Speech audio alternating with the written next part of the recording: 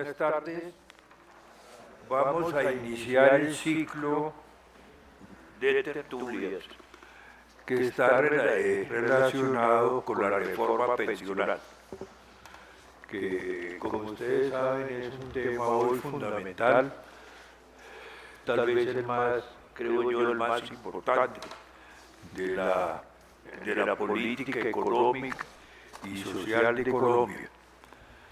Vamos a tener cuatro reuniones que se van a desarrollar entre hoy y el 25 de septiembre. Hoy tenemos una primera presentación que la van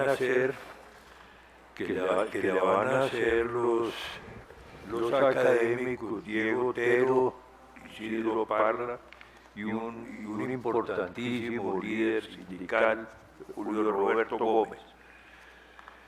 El 4 de septiembre tenemos otra presentación con el director del CEDE, Hernando Zuleta, y el director de Fedesarrollo, que son los centros de investigación donde de cierta forma se gestan las decisiones.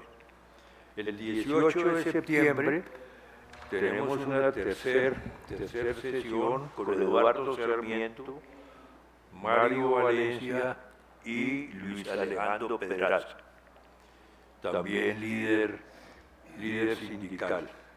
Y finalmente el 24 tenemos una última discusión con Santiago Montenegro, presidente de Asofondos, Cecilia López, que es un miembro, un distinguido de la academia, y Freddy Castro.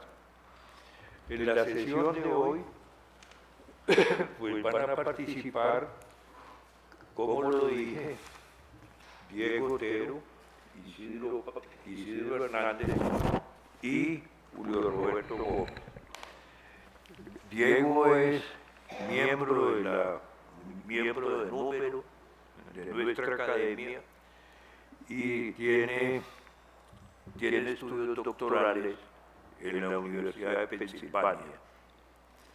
Además, pues ha participado en muchos campos de investigación, como el sector energético, la planeación, ha sido también consultor del Banco Mundial, de la Organización Latinoamericana de Energía, y tiene varios libros que nosotros aquí consideramos muy importantes sobre el sector eléctrico, evolución del mercado petrolero, industrialización, recursos energéticos, déficit fiscal, que es lo que se está invocando para hacer la reforma pensional, planes de desarrollo, costos de la guerra y distribución del ingreso.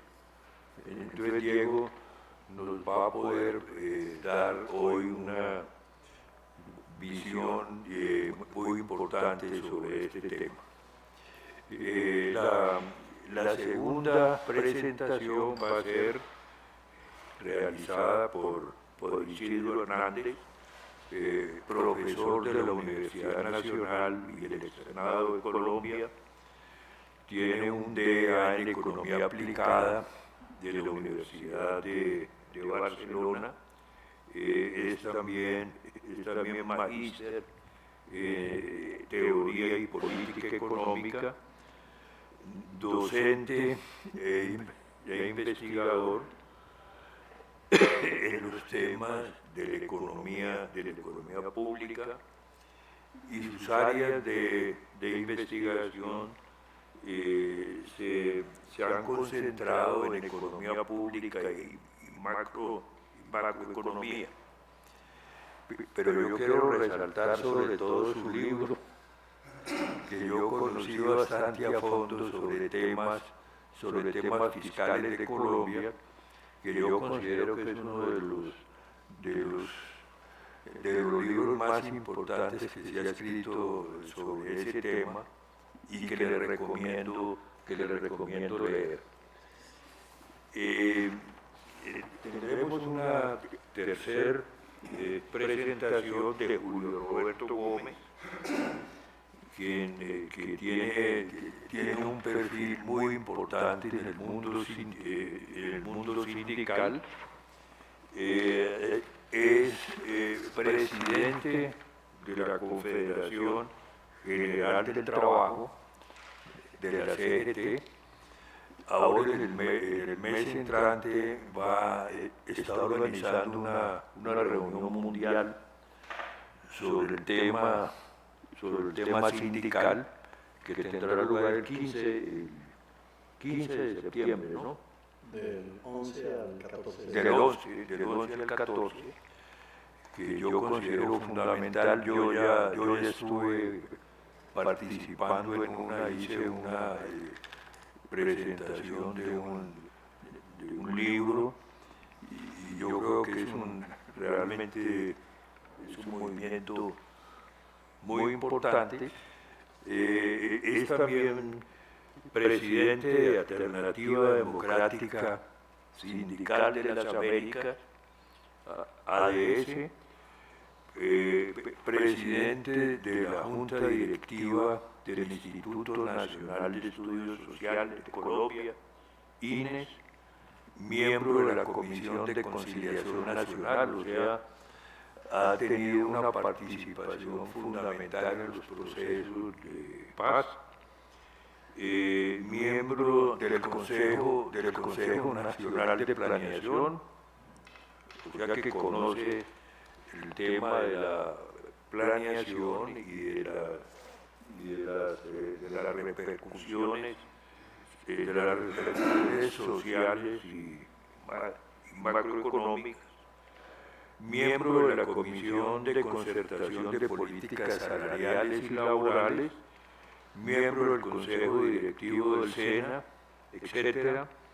Entonces, y además miembro de la Coordinación y Asesoría del Sistema General de Seguridad Social en Salud, del Ministerio de Salud. O sea, nos podrá dar un análisis realmente, diría yo, real de lo que está pasando en el terreno y de lo que está pasando con los grupos sociales y sindicales de Colombia. Entonces, me parece que la sesión inaugural pues está muy bien representada, y vamos a tener un sistema, si les parece, de unas presentaciones de 20 minutos cada uno, y después, de acuerdo con el desarrollo del tema, entonces daremos una segunda vuelta para que ellos puedan explicar algunas de las ideas que han expuesto. Entonces vamos a comenzar con Diego Otero, que va a ser el primer expositor.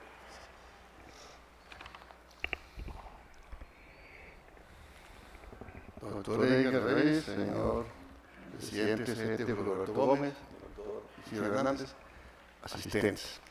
Lo que yo voy a presentar es una comparación internacional de países de América y de Europa. No puedo presentar todo porque me moriría mucho explicando cada sistema que nosotros investigamos. Eso va a ser objeto de un libro que saldrá en octubre. Simplemente voy a referirme a unos aspectos importantes de lo que hemos encontrado. Por ejemplo, primer punto, lo que tiene que ver con sistemas en América y en Europa, ¿qué predomina? Lo público o lo privado. De 178 países que nosotros investigamos, solamente 11 tienen sistema privado, que son Chile, México, Israel, Georgia, Australia y los países menores islitas, ¿no? Todos los demás predominan sistemas públicos, complementados en algunos casos por sistemas privados de ahorro voluntario, pero todos son sistemas de reparto, o sea, como corporaciones en Colombia. O sea, lo que predomina es lo público a nivel internacional. Unos países totalmente públicos, en otros una mezcla que tiene alguna parte privada en que sirve para complementar la pensión. A veces son sistemas privados voluntarios o obligatorios. O sea, eso es lo que predomina en el mundo. Entonces, por favor, sigan. Y lo que quiero hacer con esta comparación internacional es ver cómo colocarnos en el mundo y comparar con respecto a lo que están proponiendo aquí en Colombia. O sea, para ver cómo estamos y si lo que están diciendo acá, los que defienden el sistema privado, fundamentalmente, que son ANIF, Asofondos, en parte FEDESarrollo y otros, ¿cómo estamos nosotros de acuerdo con esas propuestas que están haciendo algunos? Siga, por favor. Yo voy a saltarme porque quiero llevar una gráfica. Siga, por favor. No sé si se viene la edad de pensión.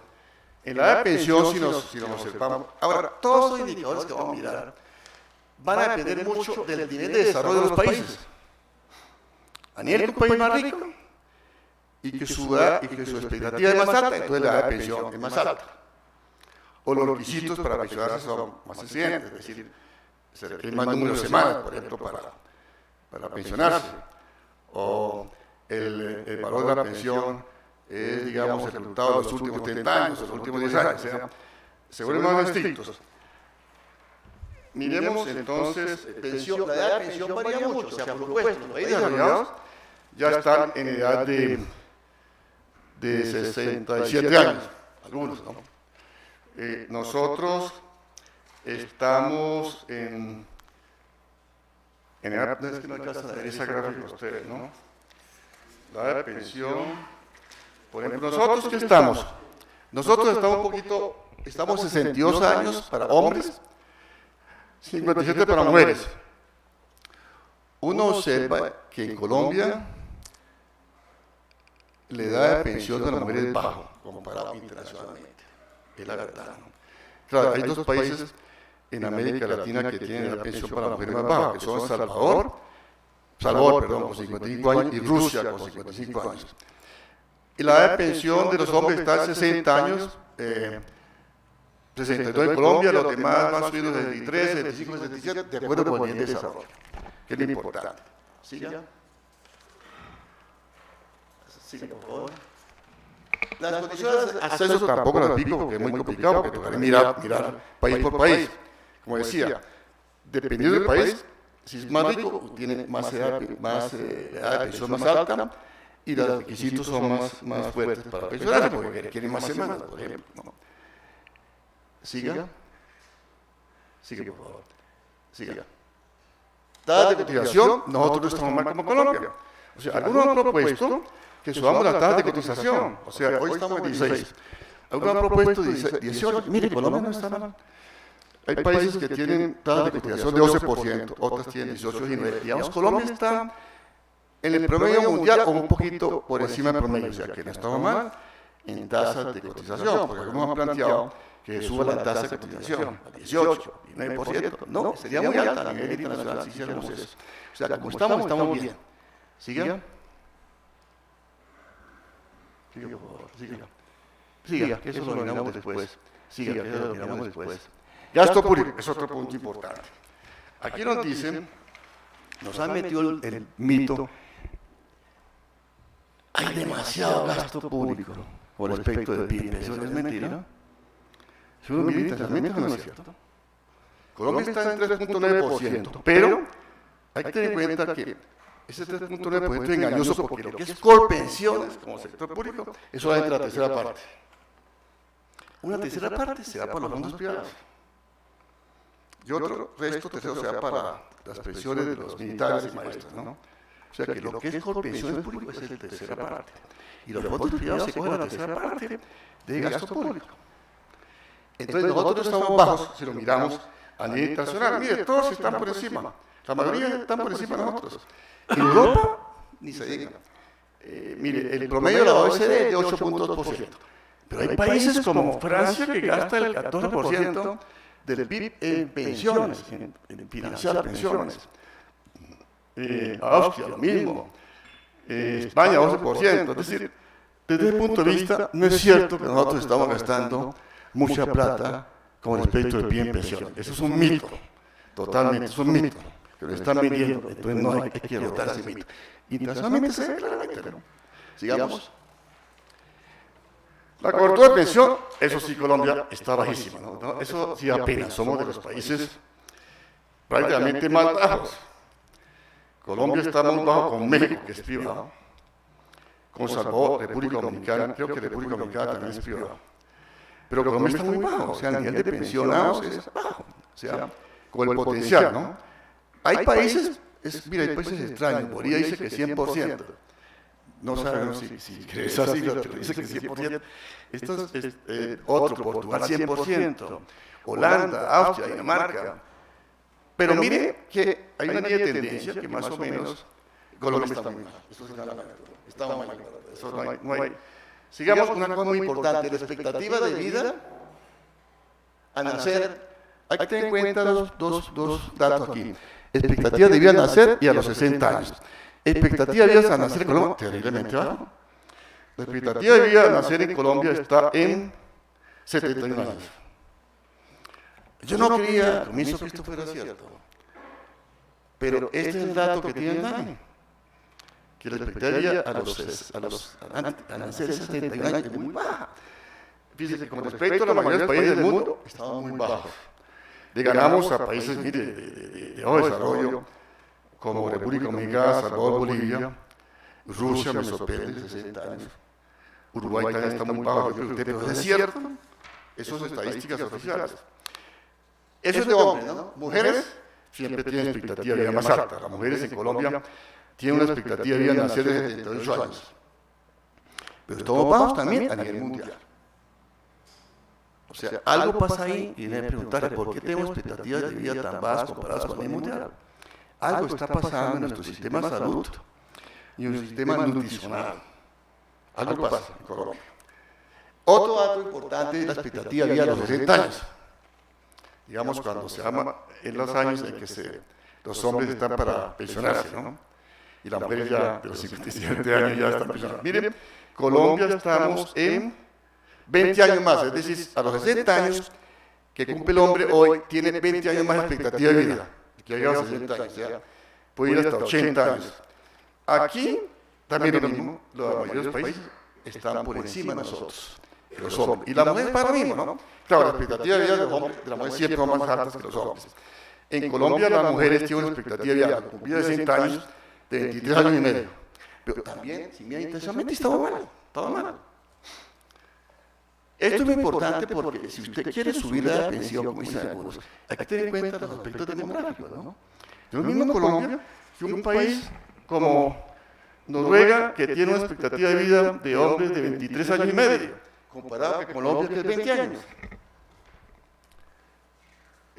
Otro dato muy importante que comparamos es con respecto al PIB per cápita, es decir, cómo estamos de acuerdo con el crecimiento económico del país, ¿no? Si miramos la expectativa de vida al nacer, per cápita, ahí está la mezcla Colombia, mujer, hombre. Colombia está abajo, pero está dentro de la línea de tendencia. De acuerdo con el PIB per cápita que tenemos nosotros, estamos en la línea de tendencia mundial, ¿no es cierto? En la parte baja, siempre Colombia está en la parte inferior. A otros países, por supuesto, que tienen, a medida que aumenta el ingreso per cápita, pues usted ve todos los países europeos, Estados Unidos están por encima, ¿no? de expectativa de vida. Eso para expectativa de vida a los 60 años, esto al nacer, miremos a 60 años. Lo mismo, ¿no? Colombia está ahí en la línea de tendencia de todas maneras, ¿no? O sea, respecto al PIB per cápita que tenemos, digamos que nuestras expectativas de vida están dentro de la tendencia. Edad de pensión para hombres, ¿cómo estamos? Colombia, hombres, estamos en la línea de tendencia. O sea, no estamos mal. O sea, es decir, fíjense que ustedes a medida que aumenta el dinero per cápita, aumenta la edad de pensión. El PIB per cápita mejor, la gente vive más. Por lo tanto, usted puede decir, hay que aumentar la pensión. Y en el caso colombiano no es 62 años, está bien. Porque aquí estamos poniendo personas que subamos la edad de pensión de 67 años de hombres. Y aún más, algunos te van a decir que la edad de pensión tanto para hombres como mujeres debe ser 67 años. No tiene, para hombres no tiene sentido. Esto no quiere decir que se hagan ajustes con el tiempo. O sea, nosotros lo que proponemos es que, como hacen otros países, la edad de pensión se ajusta con varios parámetros. Uno, con el PIB per cápita, cómo mejora el PIB per cápita, y el otro, cómo aumenta la expectativa de vida. Entonces uno va ajustando la pensión en esa forma, pero eso quiere decir que es un ajuste más lento de lo que está proponiendo aquí. Para las mujeres sí, definitivamente, a mí me da mucha pena con las mujeres, pero si las mujeres sí estamos por debajo de lo que ya hacer, ¿no? Son 57 años, las mujeres sí, a nivel mundial no hay nada que hacer, ¿no es cierto? O sea, las mujeres deberían estar como en 58 años, 59 años.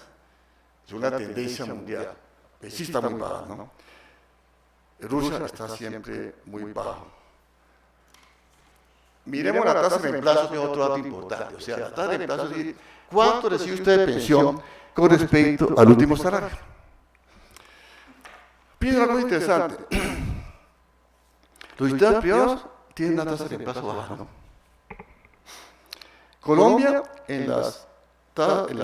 aquí antes está muy alta, se puso una cifra muy alta, como 35%, y eso no, es realmente más bajo, ¿no? La tasa de reemplazo en los fondos privados es casi 25%.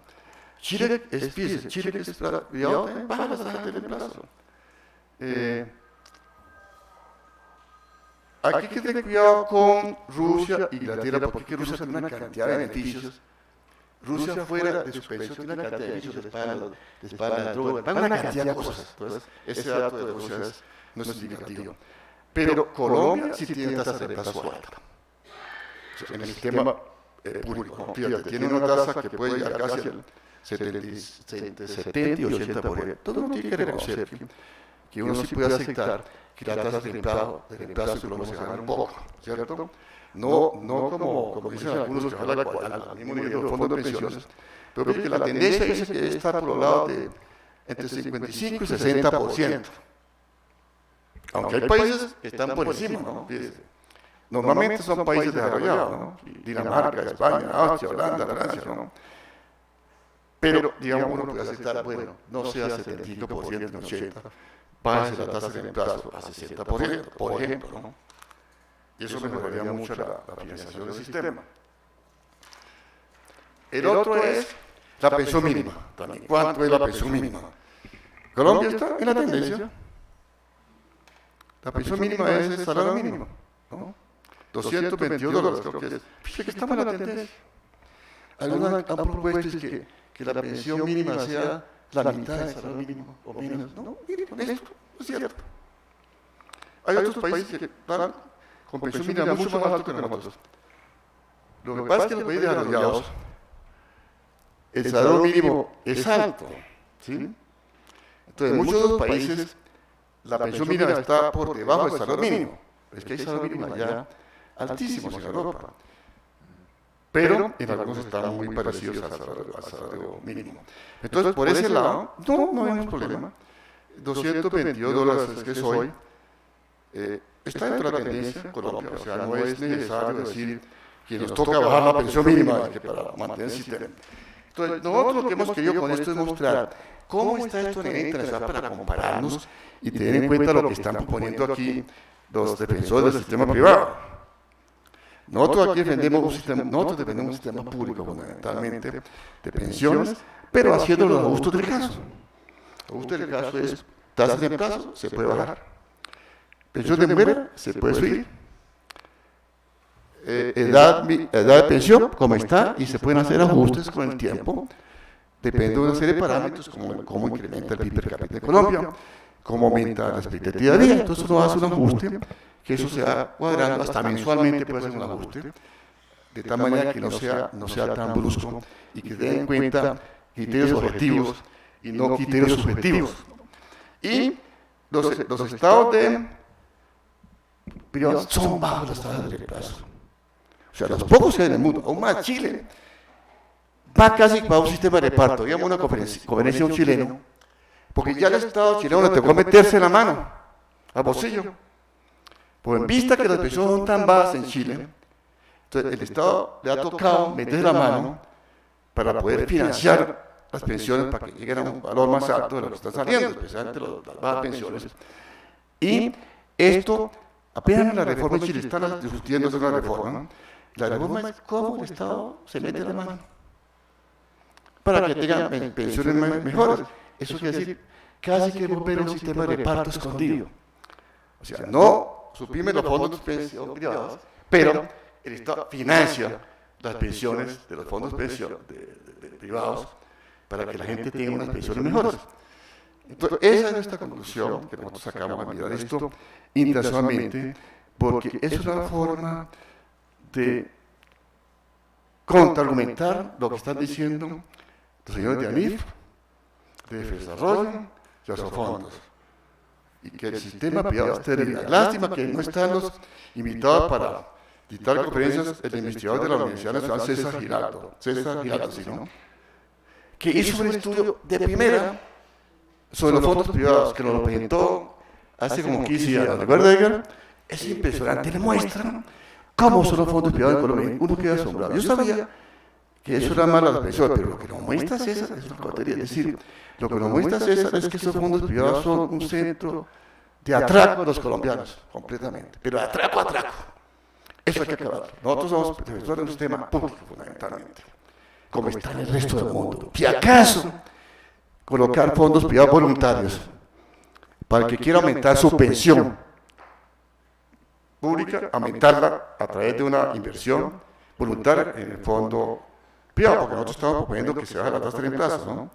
70-80% hasta hoy, se baje por lo menos 60%. Entonces, eso es lo que quería decirles, porque estas comparaciones internacionales muestran la locura de los que están defendiendo los fondos privados en Colombia. Muchas gracias.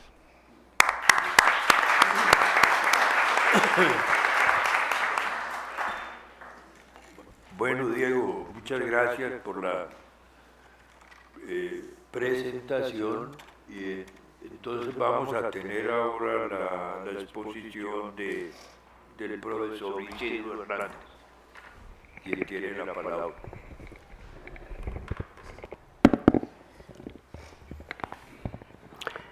Bueno, en primer lugar, muchas gracias a la Academia por la invitación, a Edgar por sus halagos al libro, pero desde luego este tema está en ese sentido de la economía pública, aunque aquí se combina no necesariamente y en sentido estricto el tema tributario, pero sí el tema contributivo, con el otro tema que es el tema del gasto. Tengo 20 minutos y le aprendí a los médicos en algunos de mis trabajos con ellos que uno siempre debe, al iniciar una conferencia, declarar los conflictos de intereses. Entonces, en este tema pensional creo que los que tenemos acceso al sistema, pues deberíamos declarar el conflicto de interés que tenemos allí, independientemente al régimen que pertenezca, pero desde luego tenemos intereses y lo que está de fondo aquí es los intereses de trabajadores, intereses políticos e intereses intergeneracionales. Les decía antes de empezar la conferencia que iba a mostrarle, y fundamentalmente a las nuevas generaciones que se van a enfrentar a una situación bastante compleja, pero que igualmente el asunto es buscarle salidas, no simple y llanamente decir que es compleja, sino proponer alternativas. Por favor. Entonces, ¿cuál es el problema? Aquí, en efecto, como lo dice el doctor Diego Otero, pues normalmente opina Asofondos, opina ANIF, opina FEDesarrollo, y cuando FEDesarrollo opina, pues son trabajos contratados ya sea por el gobierno o por los fondos, entonces obviamente hay unos conflictos de intereses importantes. Desde luego opina el gobierno y digamos que uno podría sacar un común denominador sobre cómo es que ellos ven los problemas. Curiosamente, digamos, en términos de este tipo de temas que implican a toda la población colombiana, pues a veces la academia, las facultades de economía se quedan calladas, las universidades se quedan calladas. Y es importante entonces mostrar algunos rasgos sobre cómo es el problema en Colombia y que la decisión política, porque esto finalmente, como decía Julio Roberto hace un rato, esto es una decisión política. Y cómo van a jugar esas fuerzas en el Congreso, pero ante todo, que también informada está la ciudadanía para que tome sus decisiones. Entonces, ¿cuál es el problema de las pensiones según estos centros? Asofondos y ANIF, incluido AIFE de Desarrollo, que normalmente tienen las mismas opiniones. Entonces, el primero es el sistema de cobertura.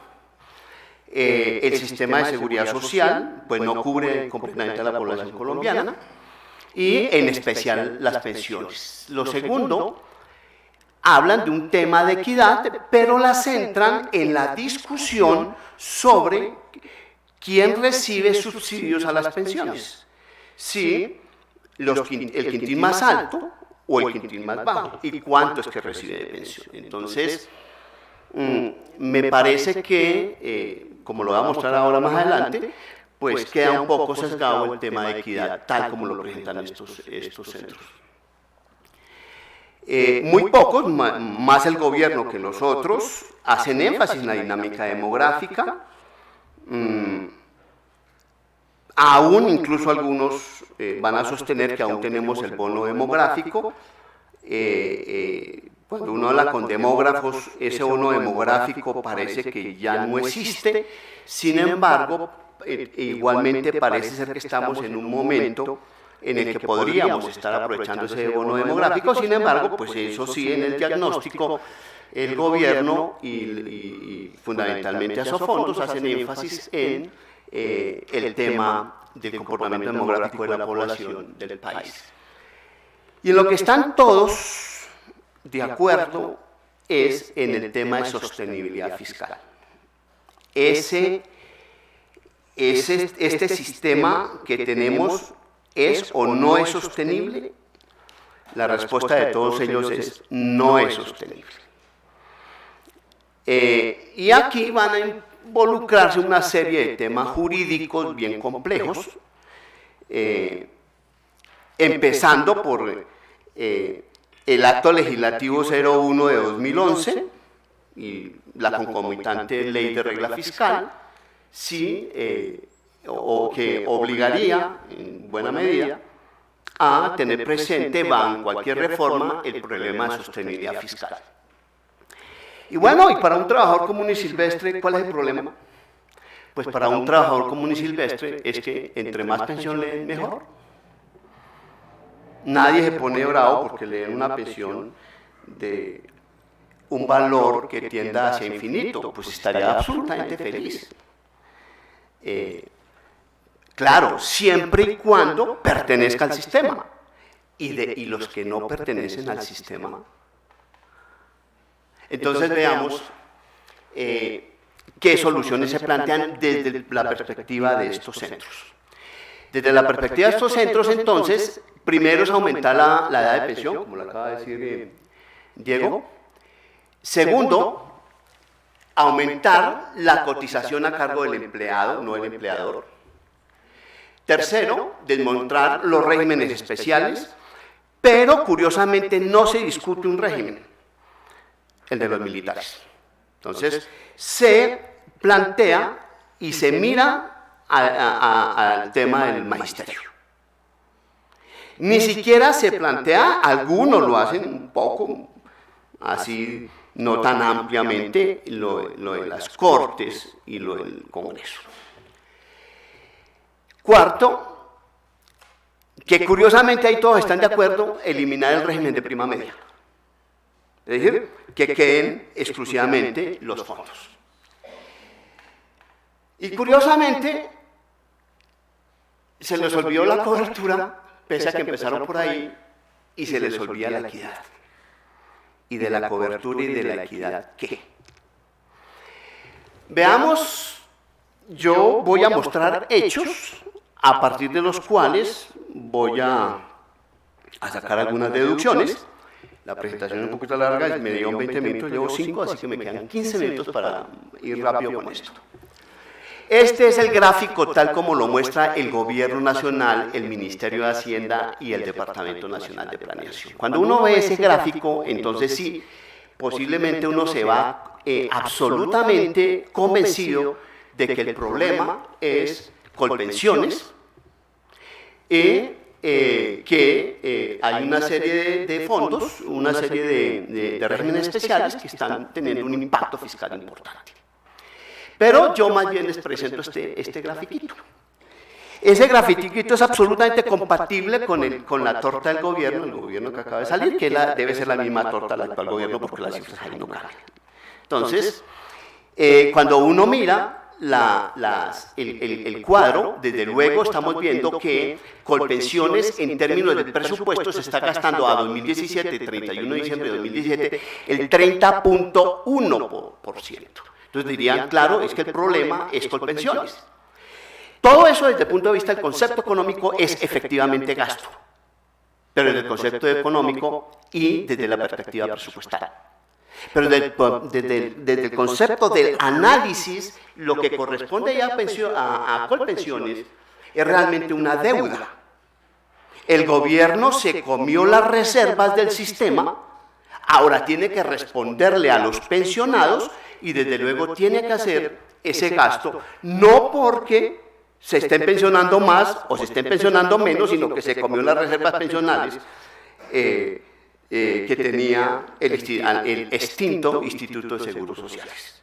Y obviamente Colpensiones arrastra todos los pensionados, pero la deuda la tiene que asumir el presupuesto. Entonces, yo de ese 100% sacaría ese 30% de 2017 y quedaría con el resto. Y observe que el resto hay tres elementos claves. Uno, 18.2% del sector defensa, que es un régimen especial, personas que se están pensionando a los 40 años, posiblemente con una expectativa de vida de 75 años, que puede volverse peor porque si profesionalizamos el ejército, estamos hablando que vamos a tener que pensionar a los soldados profesionales. Aquí estamos hablando de un gasto en pensiones de los oficiales y suboficiales, que son los que en este momento tienen ese régimen especial. El FOMAC, que es lo que corresponde al magisterio, pues es el 15.6%, que en mi perspectiva debe marchitarse más o menos hacia 2040. ¿Por qué? Porque los nuevos empleados, los nuevos profesores, los nuevos docentes están entrando completamente con régimen leyciano. Y viene lo de los bonos de pensiones, que es el 6%, 6.6%, pero ese 6.6% sube y baja, depende si la gente cambia de un régimen a otro.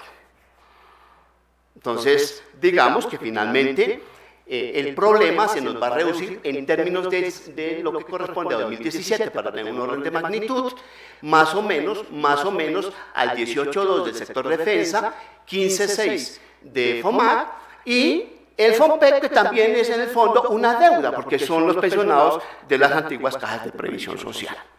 Entonces, el FOMPEC va a marchitarse hacia futuro, nos queda entonces sector defensa y magisterio. Estamos hablando entonces en torno más o menos a un 35% del presupuesto. Ok, ferrocarriles, obviamente es la deuda de ferrocarriles.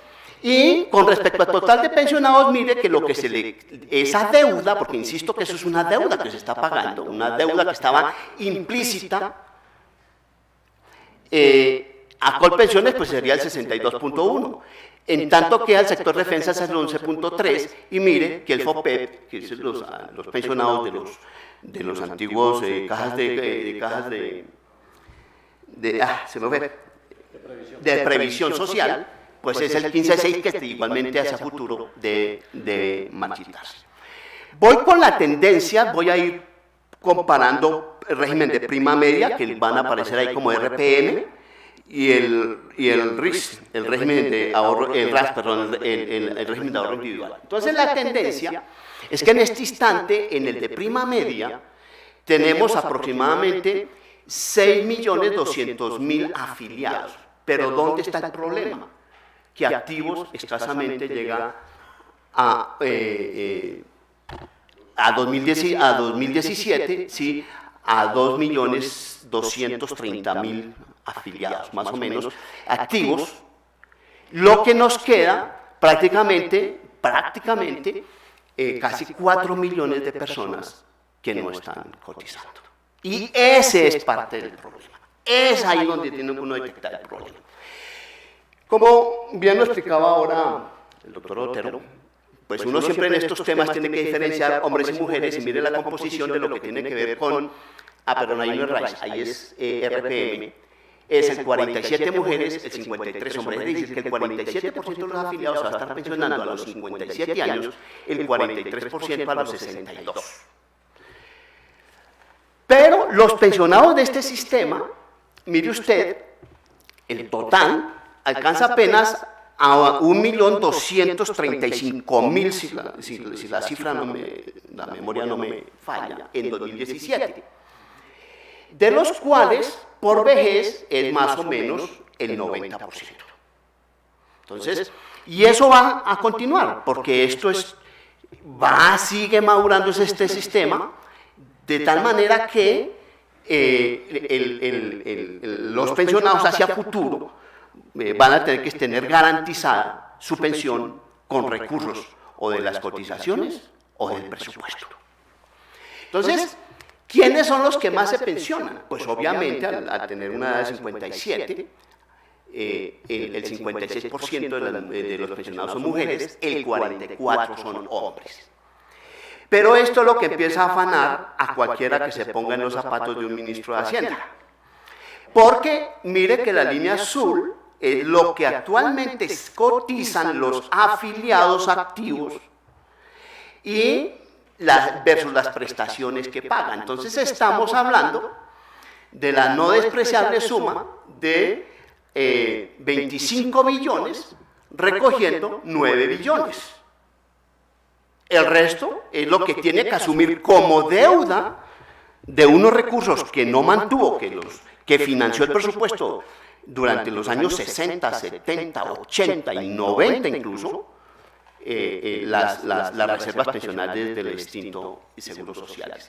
Entonces, esa diferencia es la deuda subyacente al régimen de prima media.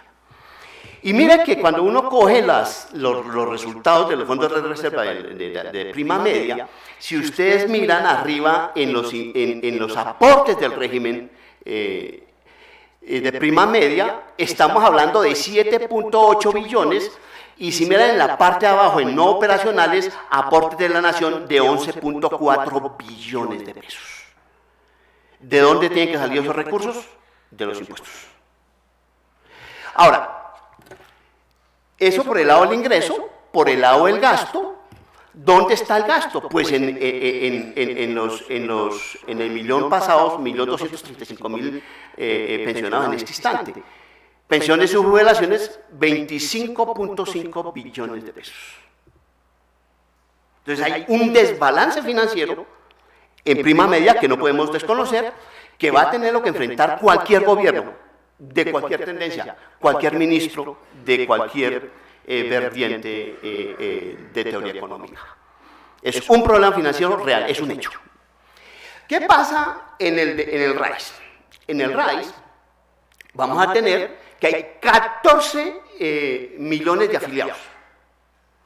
Pero escasamente, vean la diferencia entre la línea azul y la línea verde, escasamente 4 millones redonditos, 3 millones algo, dejémoslo en 4, de cotizantes activos.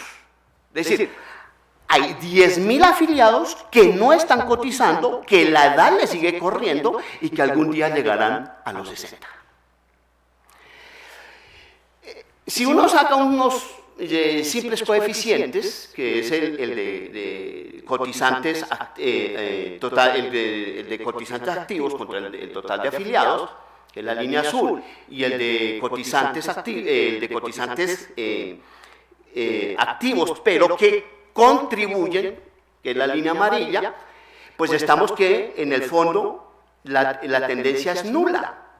Hay unos momentos en los cuales cae o sube, que eso no es otra cosa que la dinámica del mercado laboral. Y entonces aquí hay que meter un elemento macroeconómico importante, que es cómo se comporta el mercado laboral colombiano.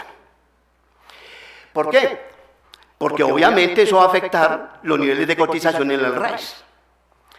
Entonces, desde el punto de vista de género no debería importar, porque se supone que en el RAIS uno se pensiona cuando uno quiere. Eso sí, siempre y cuando haya acumulado los recursos.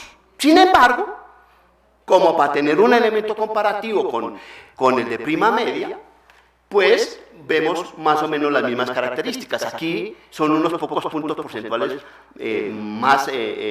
mayor la participación de hombres que de mujeres.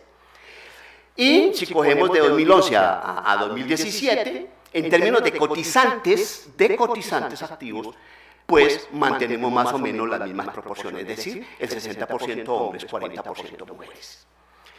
Si cogemos la edad de los afiliados y empiezo por el de prima media, resulta que el de prima media, mire cómo está madurando el sistema. Están en este instante la mayoría de pensionados, el 31.2, 31.87, dejemos 31.32, entre 45 y 54 años de edad. Este elemento se supone que debe marchitarse. El tema de la edad de afiliados del régimen de prima media. Ahora, ese 31.86 estamos diciendo que hacia finales de la década del 30 de este siglo se están pensionando. Si se mantienen las cotizaciones y se mantienen en el mismo régimen.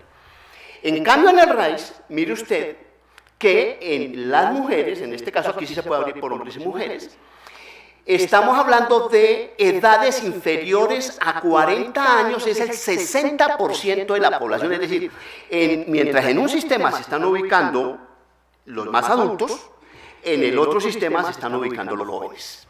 En el caso de mujeres, igual tendencia en el caso de los hombres, hay unos pequeños puntos porcentuales de diferencia que pues no vale la pena discutir, y por tipo de afiliación en el de ahorro individual, los afiliados que corresponden a independientes, que es lo que está allí en la línea amarilla, pues empiezan a crecer, y empiezan a crecer cuando el mercado laboral colombiano entró en una etapa de cambio fundamental, empezando por la misma contratación del Estado. Hoy en día, casi que hay una planta paralela con ODS versus una planta permanente. Pues bueno, el de ODS va a tener que pagar sobre el 40% del contrato, y ese es el que hace que cambie esa tendencia, y mire, el azul de arriba empieza a ganar participación por el tipo de afiliado. Es decir, los independientes, que son fundamentalmente y de manera curiosa, gente con cierto grado de educación. Ahora, ¿de dónde sale, cómo vamos a responderle a los que van a cotizar? Pues dígame sobre qué base de cotización usted está realizando sus pagos. Encontramos que en el país, evidentemente, desde finales del siglo pasado, desde la última década hasta 2015, el salario mínimo real creció. Uno esperaría entonces que las bases sobre las cuales esté cotizando pues estén creciendo, por tanto, digámoslo así, generando un ahorro en los dos sistemas de tal manera que garantice el pago futuro de esas pensiones. Pero veamos lo siguiente: cuando uno coge el mercado laboral colombiano, se lleva este dato, que el 59% de la fuerza laboral colombiana gana hasta 2 salarios mínimos. Y eso es un dato relevante por lo siguiente, porque resulta que en el de prima media el 91,5% de los afiliados cotizan sobre un rango salarial de hasta 2 salarios mínimos. Es decir, el fiel reflejo de la composición del mercado laboral. Pero eso no llega hasta ahí. Si yo me voy para el RAIS, igualmente, la mayoría hasta 2 salarios mínimos, el 80%. Como pueden ver, el 50% está cotizando sobre un salario mínimo. Ahora, hombres y mujeres, no hay una gran diferencia. Ahora, ¿por qué esto es importante? Porque resulta que sobre eso es que te van a dar su pensión en ahorro individual.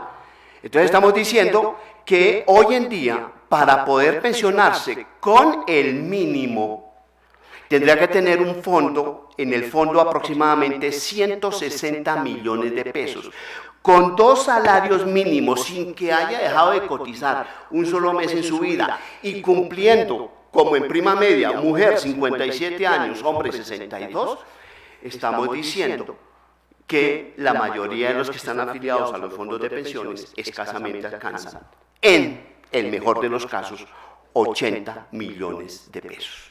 Y esos van a tener un efecto. Entonces no olvidemos esa composición salarial, porque eso va a tener un efecto importante. Ahora, resulta que usted cotiza a RAIS y usted cotiza un 16%.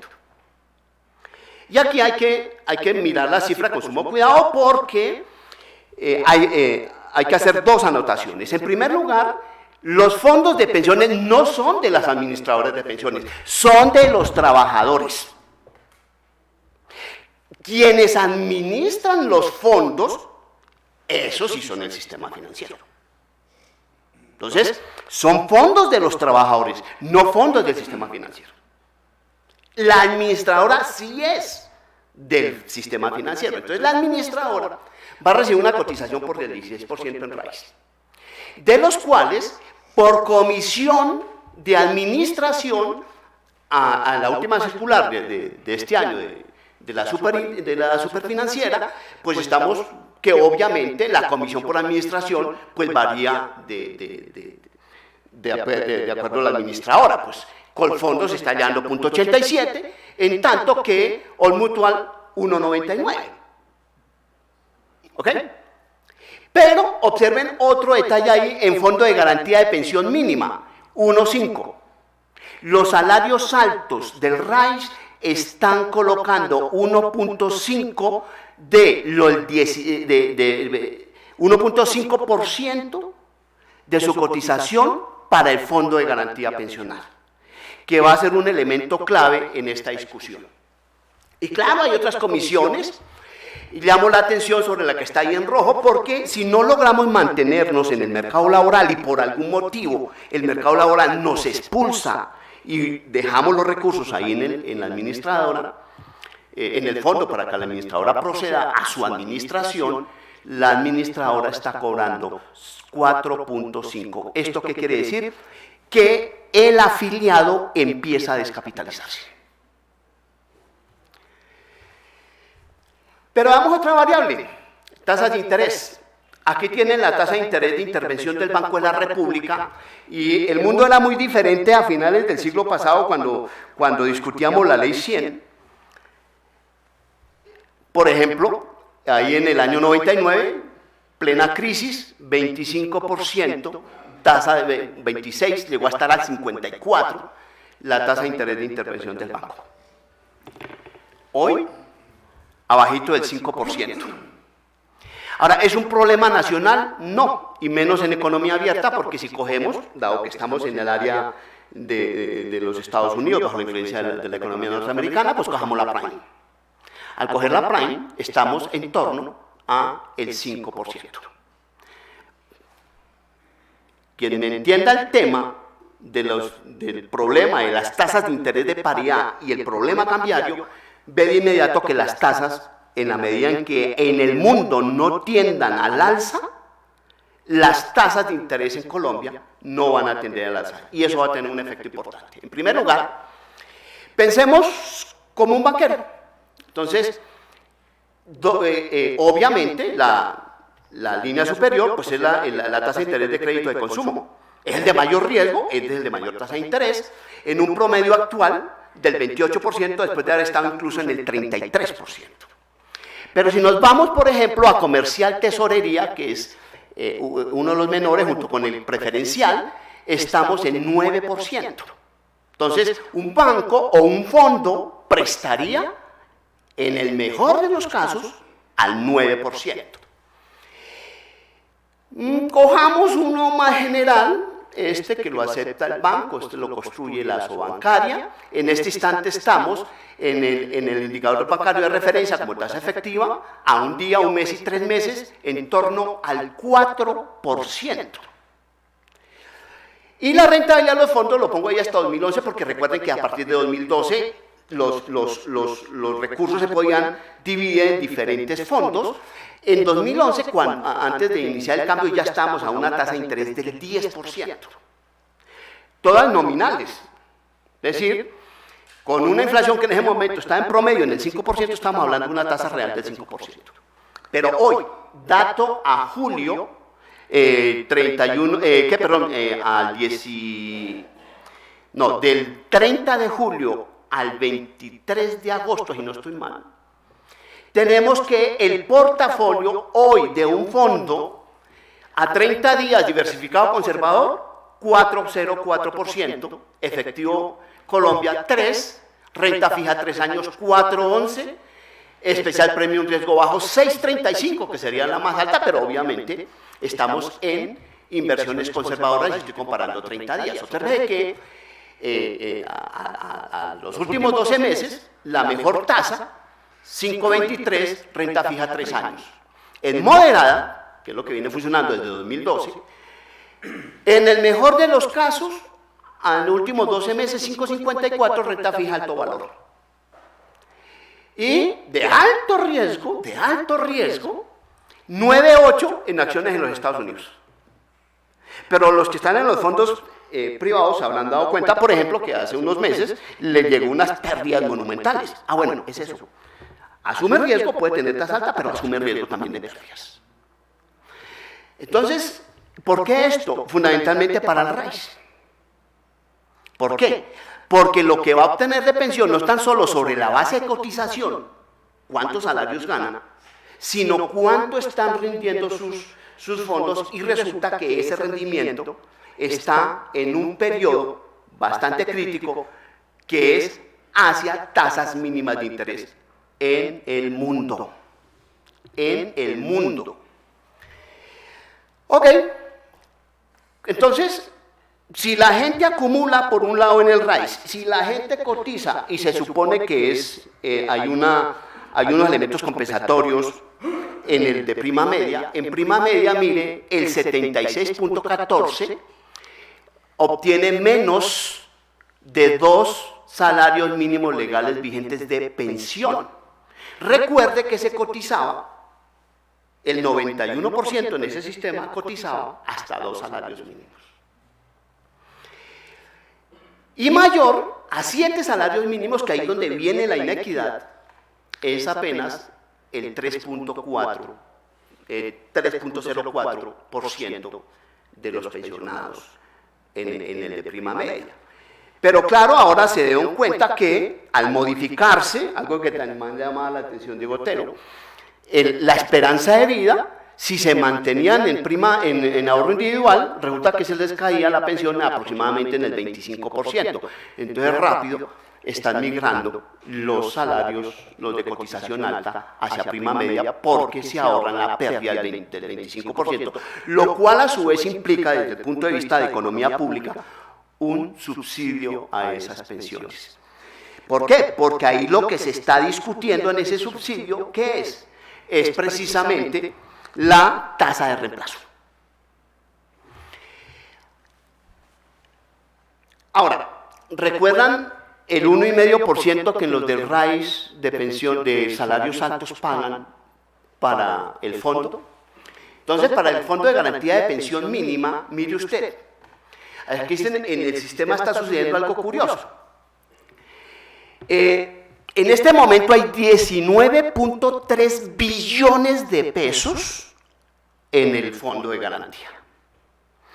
Recursos que manejan las administradoras y que el gobierno tiene control siempre y cuando los afiliados lleguen a pedir sus recursos.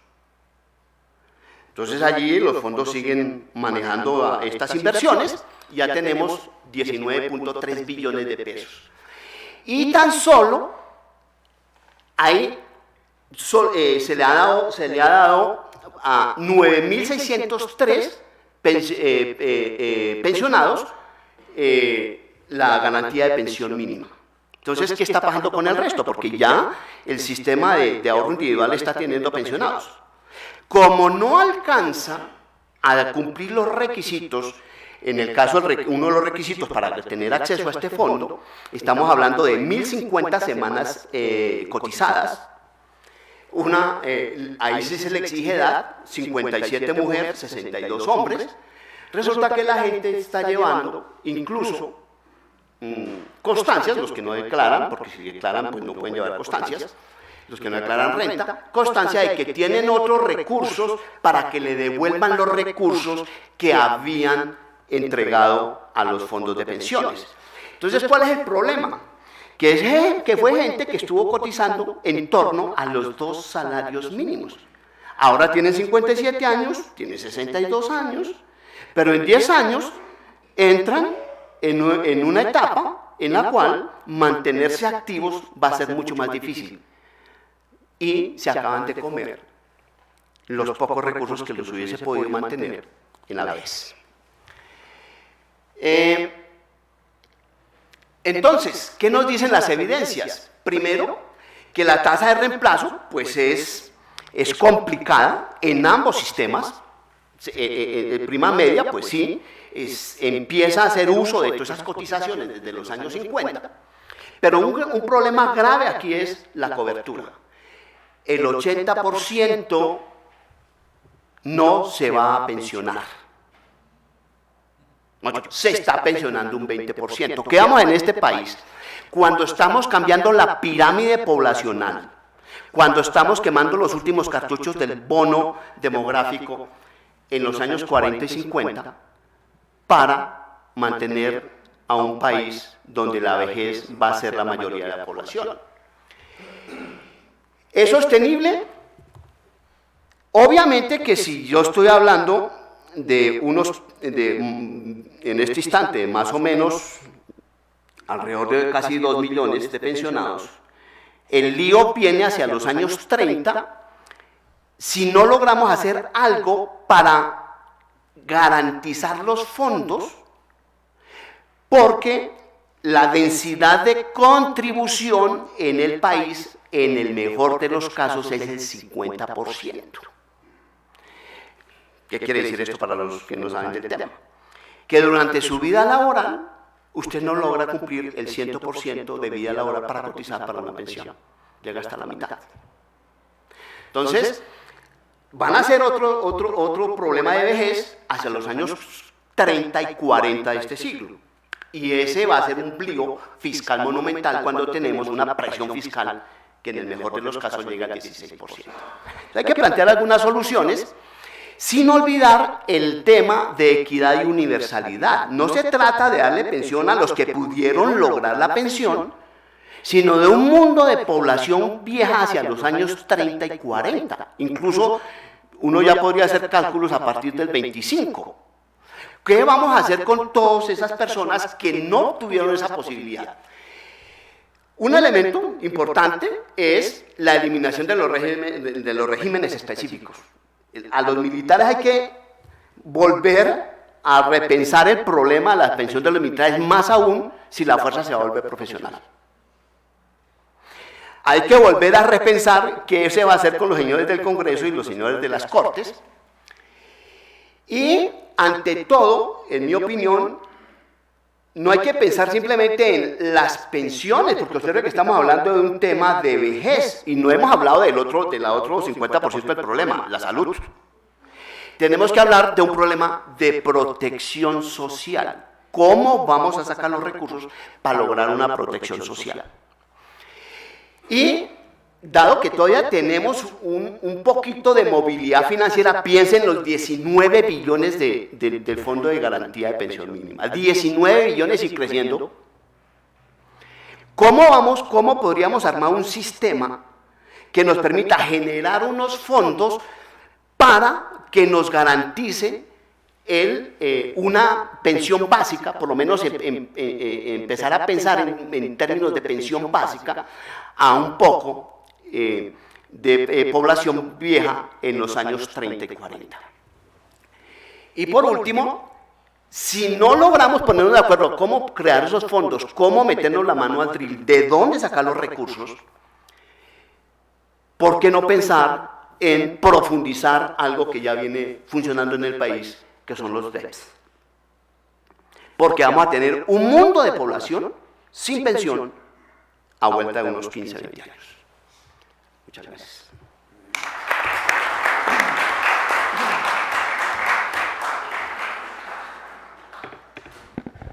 Bueno, muchas gracias, Isidro, por esta precisa e interesante presentación que usted hizo sobre el tema y las implicaciones de largo plazo, sobre todo, ¿no? Ahora vamos a tener la presentación de Julio Roberto Gómez.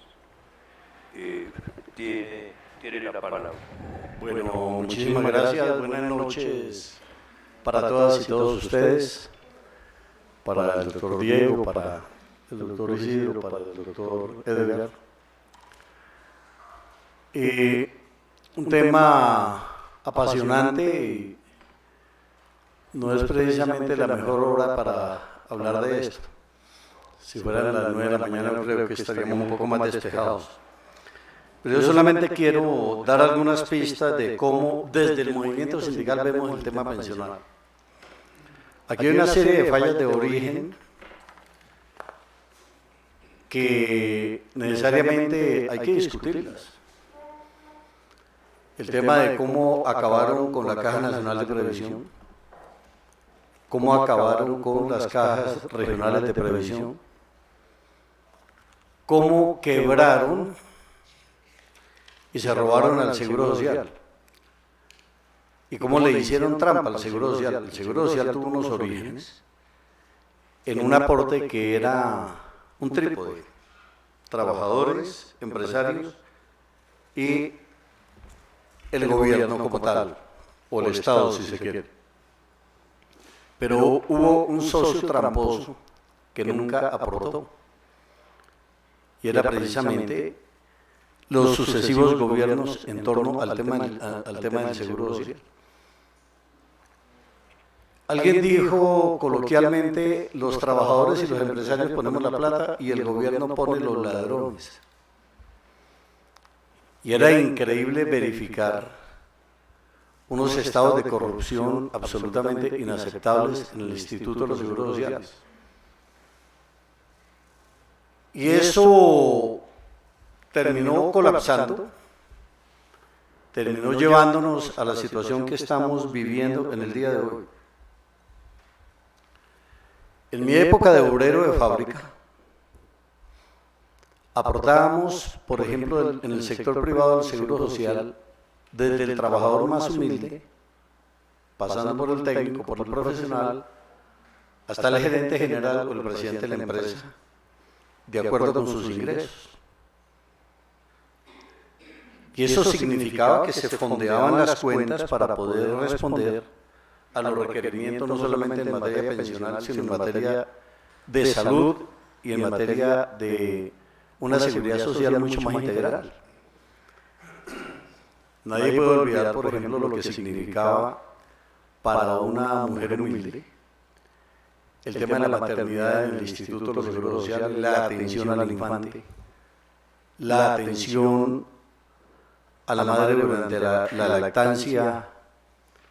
Es decir, era un sistema que realmente era envidiado en muchos lugares de la región latinoamericana caribeña. Pero en fin, terminaron acabando el Seguro Social. Lo último que le quedaba al Seguro Social era el tema de riesgos profesionales y el tema de pensiones. Y alguien tuvo la idea de crear Acol Pensiones y todo se trasladó, digámoslo en términos concretos, de una manera impositiva a los usuarios, porque uno tenía el legítimo derecho de decir, yo no me quiero ir para Acol Pensiones, pero como el Seguro Social lo acabaron, entonces no quedó más remedio. Quedamos automáticamente en Colpensiones. Y cada vez que llega un gobierno, el tema recurrente siempre es el tema de la reforma pensional. Y venimos de reforma en reforma. Es que ya a lo que hemos llegado es el fruto de sucesivas reformas en materia pensional. Reitero nuevamente en mi época de obrero de fábrica. El derecho se construía con 500 semanas de cotización al Seguro Social. No con 1.300 ni con 1.100, sino con 500 semanas. Y paulatinamente se fue elevando el número de semanas cotizadas, se fue elevando la edad para acceder a la pensión de jubilación y se fueron creciendo las cotizaciones en materia pensional. Porque por lo menos en la década de los 60, de los 70, de los 80, la situación era muy distinta a la que estamos viviendo en el día de hoy. Y seamos sinceros también. Se habla de las pensiones como si fuera una obra de caridad la que se hace con los trabajadores, es decir, como si nos estuvieran regalando todo. No es que los trabajadores cotizamos durante toda nuestra vida laboral. Y muchos, por el tema de edades, cotizaron no solamente 1.100 o 1.300 semanas, sino que cotizamos durante 1.500, 1.800, 2.000 semanas al tema pensional. Es que ese es un tema que sí hay que precisarlo como corresponde, porque los trabajadores jamás hemos reclamado que se nos regale absolutamente nada. Ahora, que en un momento dado fondear las cuentas significa un mordisco, por decirle de alguna manera, al presupuesto nacional, pues claro, es que para eso pagamos impuestos. Este vasito de agua está pagando impuestos. Ese cuentico de que los pobres no pagan impuestos o no pagamos impuestos. Usted va a mercar, no solamente paga impuestos, ahora nos lo subieron al 19. Vamos al cine, pagamos impuestos. Vamos a fútbol, pagamos impuestos. Se tiene un carrito, paga impuestos. Tiene un apartamento, una casa, paga impuestos. Permanentemente vivimos pagando impuestos. Entonces tampoco que pretendan crearnos un complejo de culpa porque un tema como el pensional tiene unas repercusiones de carácter fiscal. La propuesta, por ejemplo, de la OSD, ahora que ingresamos al Club de Países Ricos, que a mí me parece un ejercicio interesante, uno de los países más desiguales del mundo, en el Club de Países Ricos. Entonces, a mí cuando se me preguntó en el TUAC en París, ¿usted qué opina sobre esto? Le dije, pues yo prefiero compararme con los sistemas de Suecia, de Suiza, de Alemania, del Reino Unido, de Italia, de España, de Estados Unidos o de Canadá, que compararme con Haití o con Honduras. Yo sí quiero saber cómo va a ser ese ejercicio una vez que Colombia logre el objetivo de ingresar a la OSD. ¿Qué dice la OSD? A manera de recomendación, hay que equiparar las edades entre hombres y mujeres. Están diciendo que las mujeres están viviendo mucho más tiempo que los hombres. Y por lo tanto hay que elevarle la edad. Y eso, en términos objetivos, como que suena muy pragmático y muy práctico, pero como hemos discutido en algunos lugares, eso depende también de la calidad de vida. Es decir, una madre de familia que vive en Soacha, que trabaja en el extremo norte, en una floristería, que tiene que levantarse a las 3:30 de la mañana para dejar todo listo para dirigirse a la fábrica y estar llegando a las 9 o 10 de la noche, no es lo mismo que otra categoría de trabajadora que tiene unas condiciones distintas. Entonces generalizar es sumamente complicado porque hay que apreciar la situación desde el punto de vista también de cuál es la participación de los trabajadores en general en estos temas del ingreso. Y al paso que vamos, seamos sinceros,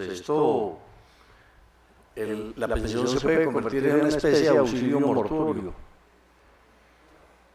Es decir, cuando la gente ya no va a tener el tiempo de disfrutar, es que el estado ideal es que uno pueda disfrutar la pensión de jubilación durante un tiempo considerable, y no que reciba la pensión de jubilación y a los 4 meses se muere, porque no tuvo la calidad de vida, porque no tuvo las oportunidades como la tuvieron otros en temas de consumo, en fin. Y aquí hay que colocar algo en la mesa, y en esto la academia tiene un papel fundamental que jugar. Aquí hay un problema de fondo que hay que atacarlo, y es el tema de precariedad laboral.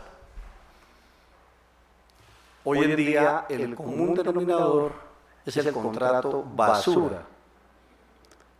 El contrato mediante el cual a la gente le hacen un contrato por 1 mes, por 3 meses, por 9 meses, si es súper privilegiado, 1 año.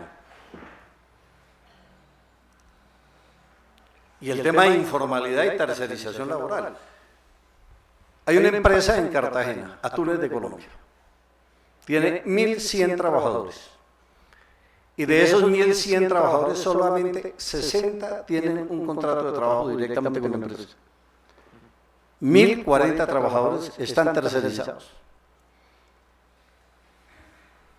Y esto tiene un impacto profundo en materia de contribuciones al sistema de seguridad social, no solamente al tema pensional, sino también a los temas de salud. Y por eso, como decía el doctor Isidro, ese tema de salud sí que amerita una discusión muy a fondo, pero solamente doy una pista.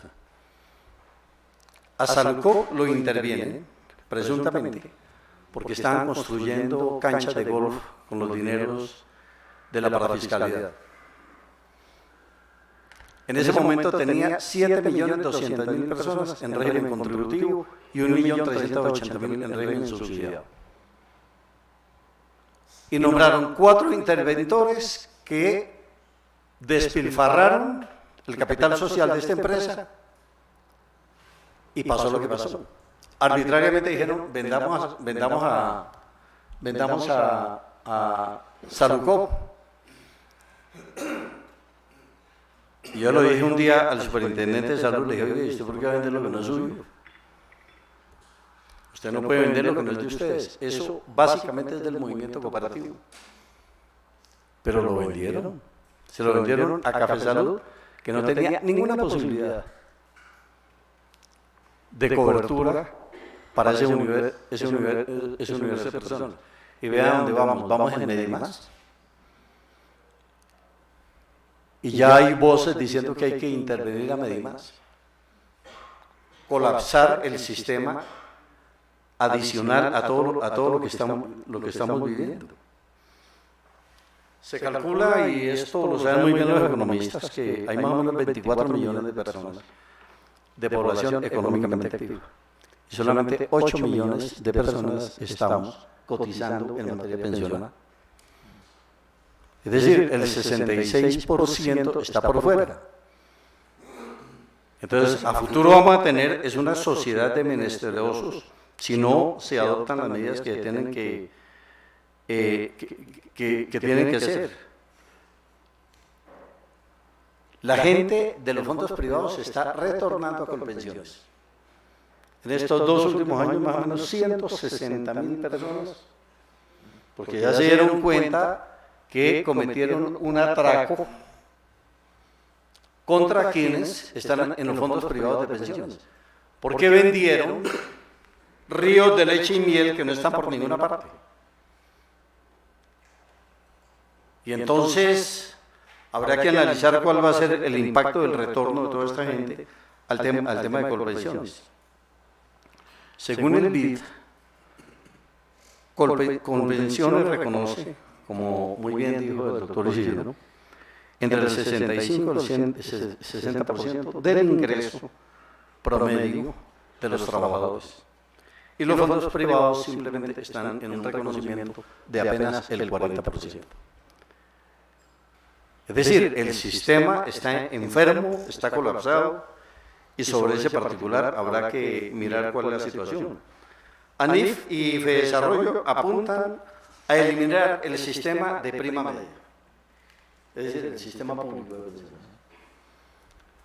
Ahora que estamos en la OECD, de la OECD, solamente 5 de los países de la OECD tienen sistema privado, el resto no es sistema público. Y en algunos casos un sistema mixto. Y nosotros se lo hemos dicho al nuevo presidente de los colombianos, abramos el debate en la Comisión Permanente de Concertación de Políticas Salariales y Laborales, que es un organismo de la Constitución del año 91, a donde tienen que ir estos proyectos para profundizar en ellos antes de que tomen una medida arbitraria. Y esto va a ser un papel que tiene que jugar el movimiento sindical como corresponde. Es decir, y yo diría que la poca salud que tiene el sistema pensional en Colombia, en gran medida se le debe a posiciones muy claras de la academia y a una lucha constante del movimiento sindical. Si no, hubiesen arrasado con todo. Yo creo que el movimiento sindical ha jugado en general, yo no digo esta central en particular o mi central, no, todas las centrales obreras hemos jugado un papel de primer orden en torno a esta situación. Y nosotros sí estamos de acuerdo con una serie de formulaciones que se han planteado aquí desde la mesa. Esto no es simplemente el tema de que volvemos a la década de los 70, no es posible, porque ya hicieron colapsar el sistema. Pero tampoco entonces que ahora, entonces nos resignemos a lo que se decida, particularmente en la banca multilateral de crédito o en las oficinas criollas de los bancos, que son los grandes beneficiarios de todo el manejo del tema de pensiones, del tema de cesantías. Al menos en el Seguro Social los trabajadores teníamos alguna representación a través de las centrales obreras. Hoy en día no. Hoy en día invierten como les da la gana o invierten en negocios a pérdida, entonces se privatizan las utilidades pero se socializan las pérdidas como ha sido una constante. Y nosotros lo que estamos diciendo, listo, vamos a propuestas concretas. Por ejemplo, que en Colpensiones, es que lo que están proponiendo es que Colpensiones se quede con la gente de salario mínimo legal.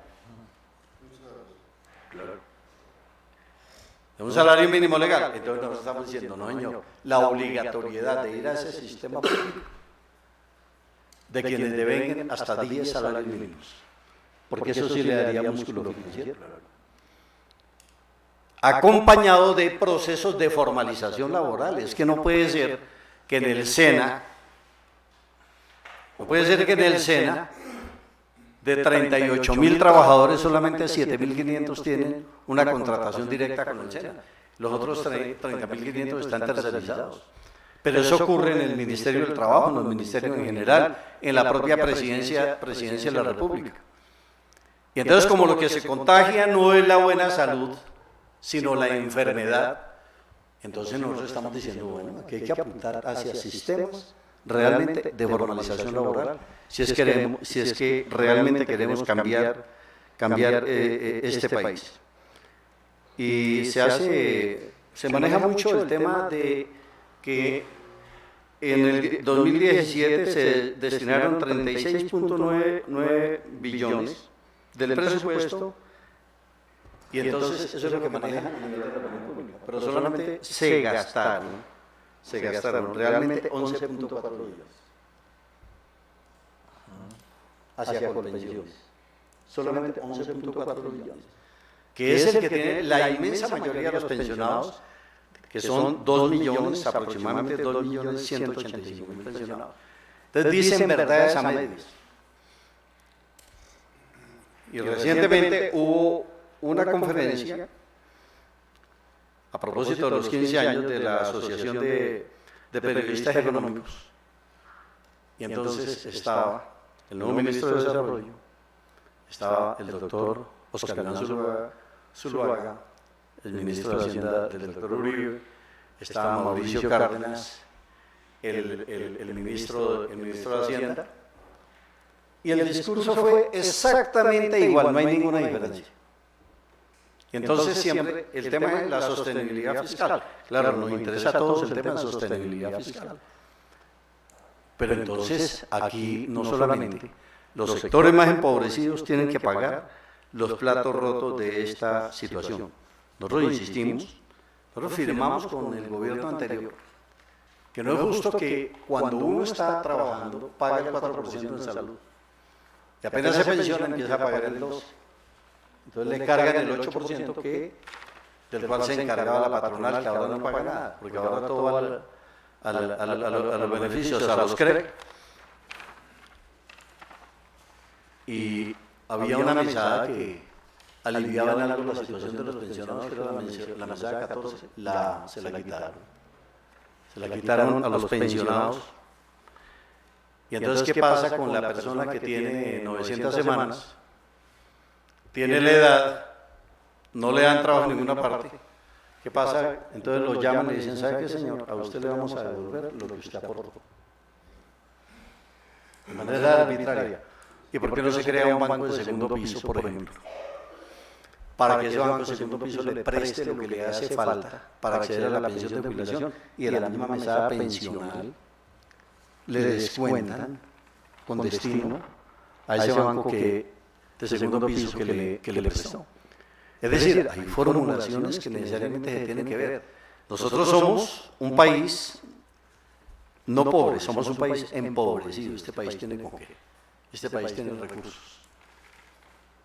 Este país definitivamente, pues no es ni superpetrolero ni ninguna cuestión, pero de todas maneras es un país que tiene de dónde echar a mano para el desarrollo de un entorno distinto. Entonces, nosotros lo que decimos es que se abra el debate y que busquemos fórmulas. Aquí nadie puede ir con posiciones tabú a la discusión. En aquellos lugares comunes donde seamos convencidos, no vencidos, sino convencidos de que es necesario una serie de cambios, pues listo. Yo creo que nadie va a ser tan loco como para decir, a pesar de que esto va rumbo al abismo, persistimos en esto, ¿no?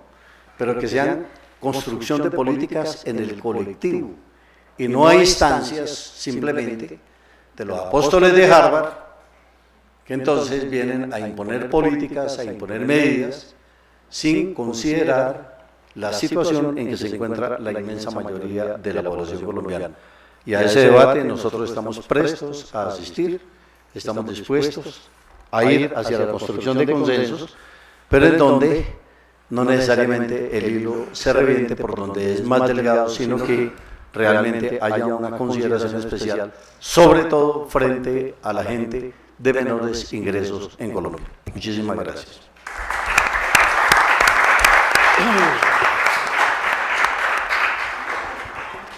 Bueno, muchas gracias, Julio, por la muy interesante presentación pues, que nos ha hecho desde el ángulo, no solo desde el ángulo sindical, sino desde el ángulo del interés nacional, que es lo que en este momento interesa más.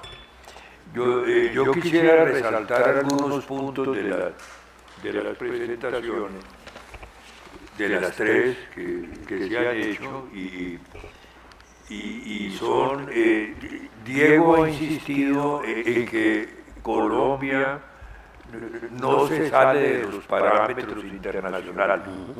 O sea que esta decisión no debe tomarse bajo la presión y la mentira, diciendo que Colombia es un país anormal en el sistema pensional, sino que puede haber algunos ajustes que se hagan, pero no son ajustes importantes. Y el segundo tema sobre el que ha insistido Diego, que yo personalmente comparto, es que el sistema debe ser un sistema público, fundamentalmente.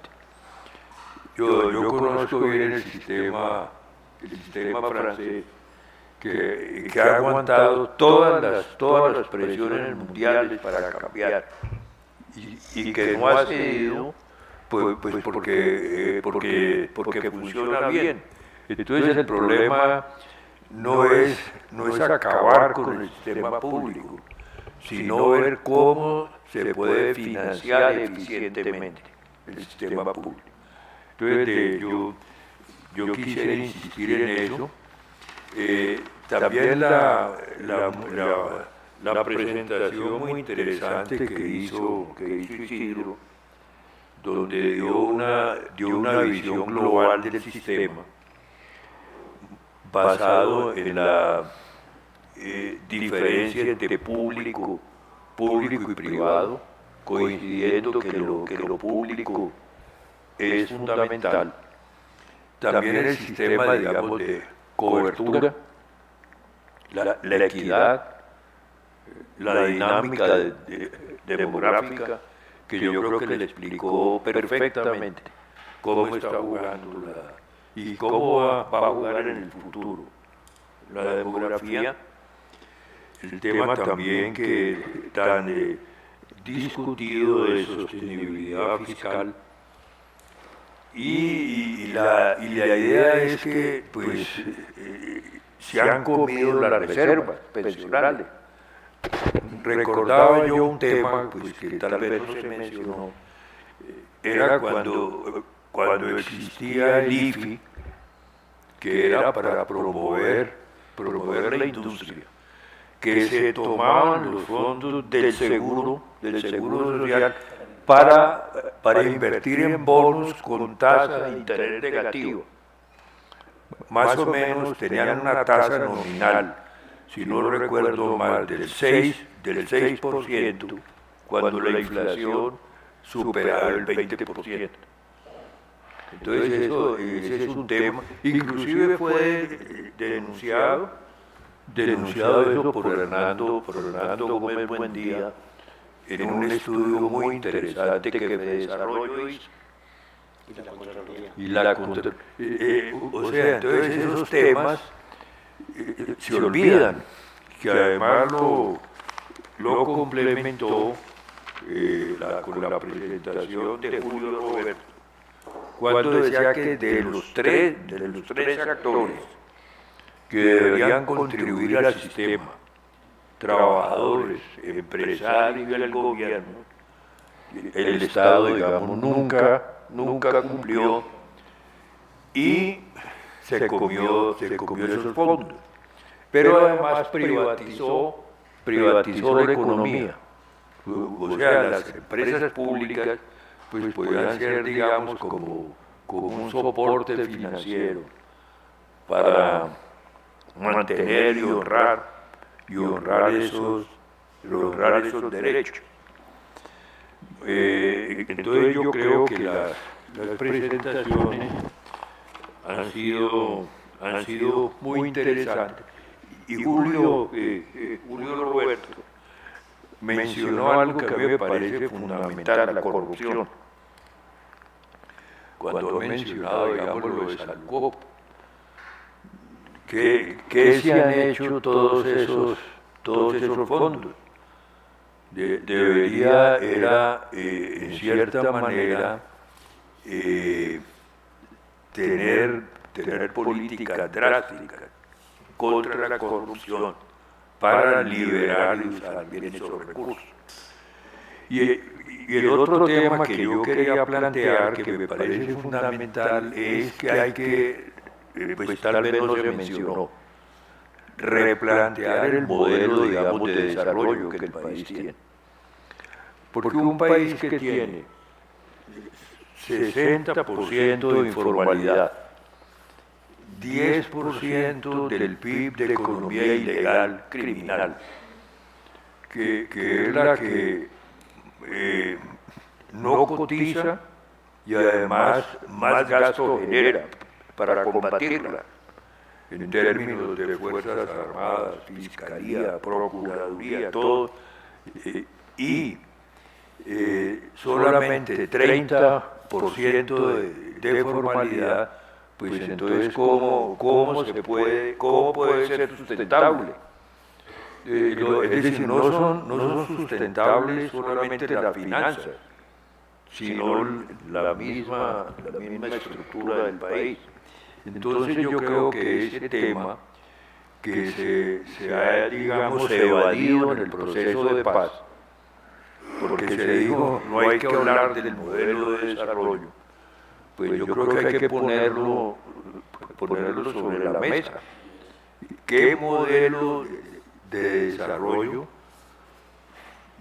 con unos para eliminar la desigualdad, para reactivar la economía, disminuir el desempleo, eliminar la informalidad y lo ilegal criminal, pues había que desarrollar? Entonces yo quería dejar esas inquietudes y darle tal vez 2 minutos a cada uno de los expositores para, digamos, redondear su presentación antes de dar unas preguntas. Diego. Hay un tema que se discute, que se dice que se está subsidiando a los estratos altos, ¿no? Mire, en otros países del mundo, ¿qué hacen con los que tienen altas pensiones? Les cobran impuestos. Simplemente. Y listo. Claro. Y elimina esa inequidad. Es fácil de resolver. Aquí planteo, y digo algo que nadie discute. Es como, ya todo el mundo mío, ¿qué pasa con el sector militar? Eso hay que discutirlo. Yo creo que los académicos no podemos callarnos. Eso hay que mirarlo. Porque ahí también hay cosas que no creo que sean correctas. Entonces, es un tema que hay que poder discutir. Y lo que tú dices, decíamos, porque no solamente recibe la tercera parte de lo que se dice que gasta en pensiones. O sea, es injusto acusar al sistema de pensiones. Como digo, se pueden hacer modificaciones, que el problema es que si hay defectos, arreglen los defectos, corríjanse, como han dicho en el resto del mundo. Entonces, bajen la tasa de reemplazo, sean más estrictos, aumenten relativamente las pensiones. Yo tengo un modelo que no he terminado, cómo aumenta la pensión cada año como una función de la expectativa de vida y el incremento de ingresos per cápita, ¿sí? Entonces uno muestra cómo cada año, aún cada mes, cómo va creciendo la pensión. No lo tengo todavía resuelto, para ver cómo paulatinamente, en base a eso, es una forma de dar una solución también, así ya, pero bien hecha. No arbitrariamente decir, vamos a ponerle a todo el mundo de 67 años, muere ese hombre. No, eso se puede así arbitrariamente. Eso es lo que quería decir. Bueno. Isidro. No, yo simplemente, viendo ahora nuevamente la cara del auditorio, pienso en los muchachos, porque primero son los que van a pagar el costo, nosotros ya saldremos del mundo, y segundo, están enfrentados, no hay que olvidar 2 elementos macroeconómicos aquí. Uno, la dinámica del mercado laboral. Lo que decía Julio Roberto, de que el mismo Estado, que yo llamé las ODS, porque son órdenes de trabajo, pero no tan solo el Estado, es que también el sector privado, y colocó el caso de la empresa en la costa, pues es que el mercado laboral cambió del cielo a la tierra entre la última década del siglo pasado y la segunda década de este siglo. Y eso que nos está afectando las bases de cotización, las tasas de reemplazamiento, la densidad de cotización, nos está afectando todo. Entonces estamos haciendo una gran sociedad colombiana hacia los años, hacia mediados de siglo, al ritmo que vamos y con esos elementos del mercado laboral, una sociedad de viejitos viviendo en la calidad. Y no podemos confiarnos de que el rendimiento de esos fondos sean públicos o privados. Y ya con eso cierro, porque digo públicos y privados. Van a tener un gran rendimiento porque la expectativa, por lo menos 5 años vista a las condiciones mundiales, no es a que suba la tasa de interés. No es a que suba la tasa de interés.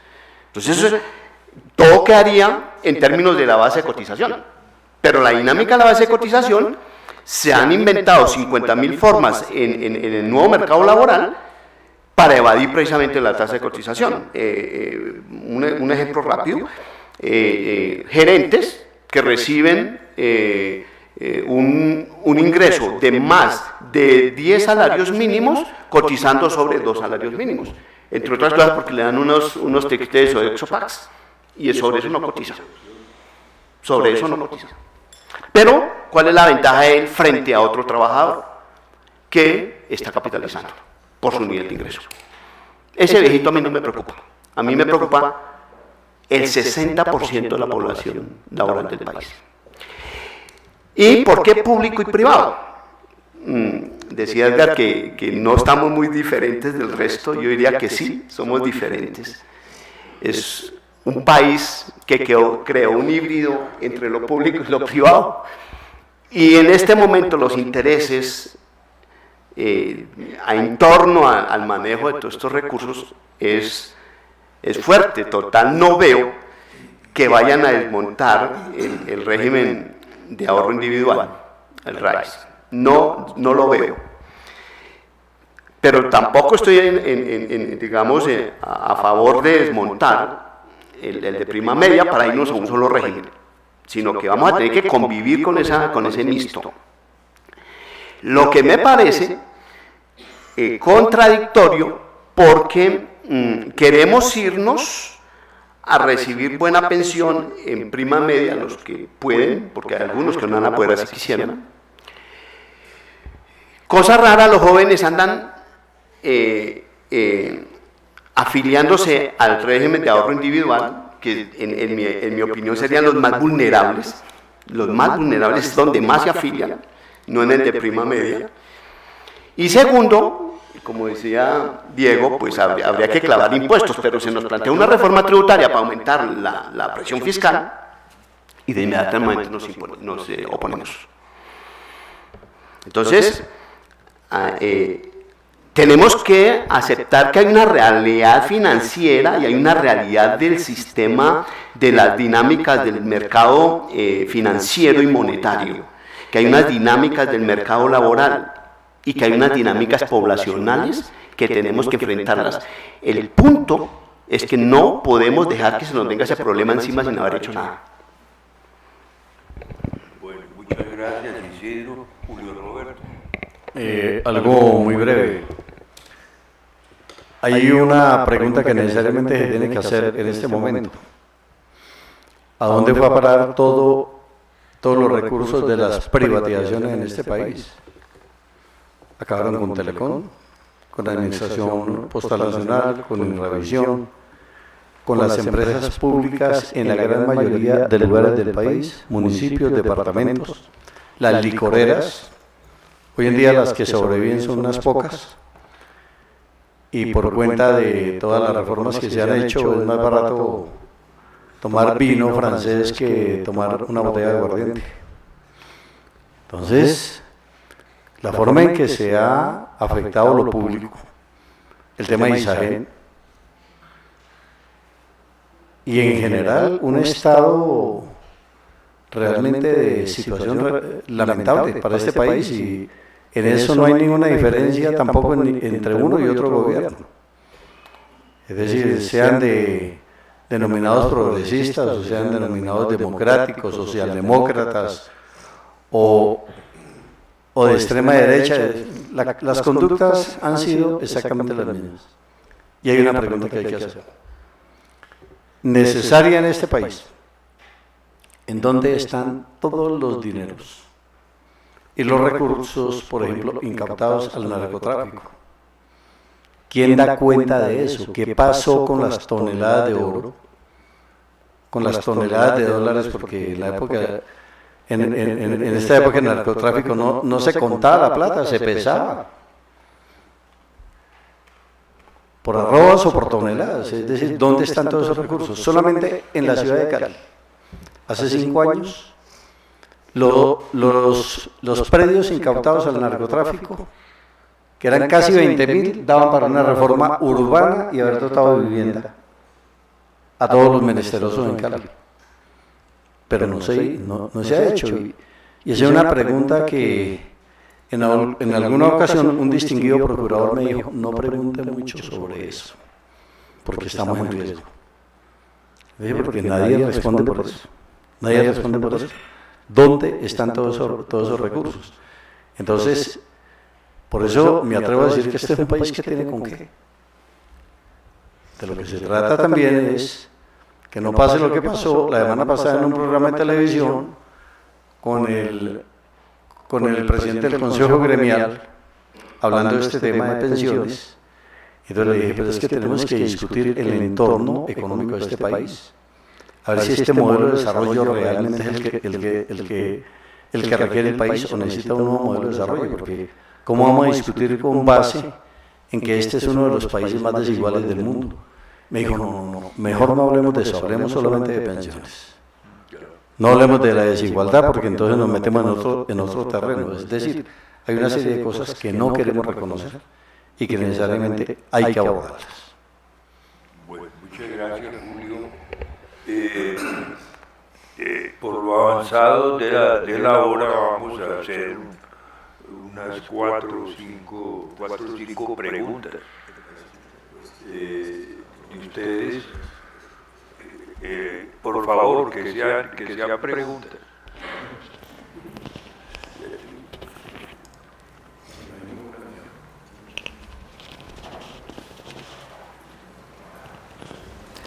Buenas noches, Alberto Moreno Quiñones. Muchas gracias a los ponentes. Este es un tema siempre novedoso, o sea, la gente en esto aspira, la gente en esto tiene fe. Ojalá hubiera, ¿verdad?, una pensión, ¿no? Las personas que tienen más de 60 años ven las dificultades de pensionarse, pero también ven las de seguir trabajando. Como no hay trabajo a partir de los 40 años, por lo menos trabajo formal, y se estrena uno como empresario, pero siempre eso es totalmente inocuo, pues queda uno cotizando el salario mínimo. Entonces, ¿qué posibilidades hay para que las personas que aspiren a ser teletrabajadores, porque es la única opción que uno tiene a partir de los 40 años, puedan realmente llegar a pensionarse? Ahora, no es solamente eso, o sea, si existe teletrabajo, se supone que las empresas van hacia ese campo, pero no se sabe si hay pensiones para ellos. Ahora, no solamente Colombia vive esto, ¿no? Otros países también, pero se supone que Colombia es un mejor país por los índices de mejor calidad de vida en algunas regiones, y se dice que Colombia es el país más feliz del mundo. Entonces atrae personas que se quieren vivir sus últimos años en Colombia porque se pensionaron en Ecuador, en Venezuela, en Chile, no, en Chile no, pero en otros países sí, pero quisieran de pronto vivir en el mejor país del mundo, ¿no? El país más feliz del mundo. Pero entonces hay que ver, ¿no? Porque uno tiene la competencia de lo que aquí no hay trabajo, no hay fuentes. Llegan venezolanos, llegan los del posconflicto. O sea, uno sabe que la única opción de uno real sería ser empresario, si lo logra. Ahora, pues uno puede viajar, pero no sabe uno si las pensiones que va a tener, dónde se las van a pagar. Porque si yo trabajo cada 20 años y voy a disfrutarlas en Perú, me las acumulan en Perú, me pagan en Perú, o lo de Colombia se perdió, ¿quién lo asumió? Entonces son una serie de dudas ya de otras cosas, ¿no? O sea, las personas de más de 60 años no se les ve futuro claro. Y los de 40 y esto, o 20 o 30, o los que están empezando, pues no saben si les van a pagar pensiones como teletrabajadores. O sea, va hacia ya el mercado laboral. Por muchas condiciones ya la gente no va a estar trabajando en una fábrica, sino hay que saber si le pagan una pensión a un teletrabajador. Muchas gracias. ¿Hay una pregunta? Sí, ¿por qué no respondes tú esa pregunta? Sí, bueno, en este instante la probabilidad de pensionarse bajo las circunstancias del mercado actual, más aún cuando ya la tasa de desempleo empieza otra vez a incrementarse, si los cálculos econométricos están bien, estamos hablando de una tasa natural de desempleo del orden del 9%, es decir, estamos en torno a esa tasa, ya empezó otra vez a alejarse de eso y esperemos que no lleguemos como en el 99 al 22%, pues simple y llanamente no se puede. Y no se puede no porque sea teletrabajo o no, sino por algo que ya había dicho, en las estructuras de los mercados laborales modernos en todo el mundo pues han venido modificándose a un gran ritmo, y hoy uno encuentra con que en primer lugar los profesionales gustan de una rotación laboral impresionante, se aburren rápido en un trabajo, pasan a otro, o los aburren y pasan a otro, y dejan unos periodos sin cotizar. Total, para que cumpla los requisitos va a ser un imposible. ¿Por qué? Porque va a disminuir su densidad de cotización, por un lado. Pero por otro lado, el tema del movimiento del salario lleva a, del salario y las bajas tasas de interés van a llevar a un problema de tasa de reemplazo complicadísimo. Y esa estructura de mercado laboral colombiano, donde ya después de los 40 para ciertos niveles de trabajadores no hay trabajo, pues se complica desde luego con todos estos problemas de migración internacional, que esperemos sean de corto plazo, sin hacernos ilusiones, porque a mediano plazo los venezolanos que llegaron no se van a ir, incurrieron en un costo de entrada, no han incurrido en un costo de salida, es decir, si mañana se arreglara Venezuela, no se van a ir pasado mañana. No se van a ir pasado mañana, entonces van a incurrir en los costos de instalación en el país, van a tener unas garantías que posiblemente quieran mantener y no se van a ir, y nos va a tocar convivir con ese problema. Convivir con ese problema hacia futuro con pensiones, porque de alguna manera terminarán siendo colombianos, y segundo, con todo el tema de salud, Entonces, por eso la propuesta de que no podemos pensar simplemente que si nos vamos para un régimen o para otro, sino pensar en qué vamos a hacer con los adultos hacia futuro. Y no podemos seguir teniendo esa anarquía de política, porque tenemos pensiones de adulto mayor, el viejo programa de adulto mayor, tenemos pensiones de garantía mínima y una serie de programas donde estamos utilizando un poco de recursos sin ninguna integridad de sistema. Entonces no podemos seguir así, tenemos que de alguna manera tener claro que va a haber mucha gente de entre 40 y 55 años, hombres y mujeres, que ya este año van a estar por fuera de la cotización al sistema y que no van a cumplir los requisitos. Precisamente esa era una de las gráficas que mostraba. Muchas gracias, Isidro. Hay una pregunta, por favor.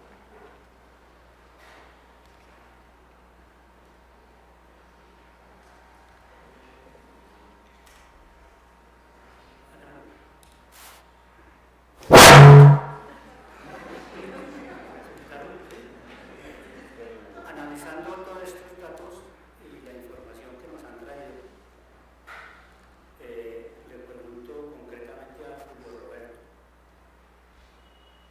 la próxima negociación del salario mínimo, parece que los gremios empresariales desean es que se baje el salario mínimo, es decir, que la gente empiece a ganar menos, pero sigan con sus gastos, obviamente.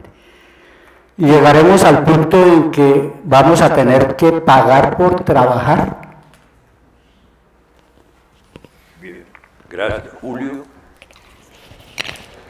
La discusión recurrente cada año del salario mínimo legal es la peor de las frustraciones, porque si uno va, hay gente en la calle que le dice a uno, ¿y a qué fueron si ya el gobierno es quien impone su voluntad?